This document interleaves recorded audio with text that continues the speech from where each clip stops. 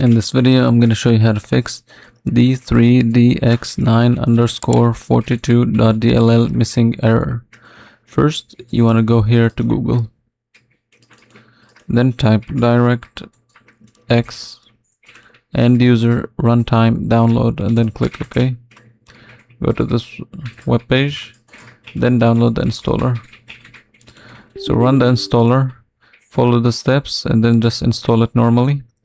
Once done, restart the PC and see if it fixes it. If it doesn't, then what you can do is go to CMD, run as administrator.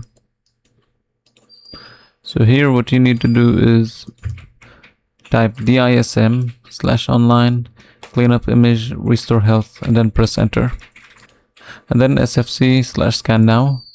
And once you type this one down, you should basically restart your computer one last time and this should fix the error.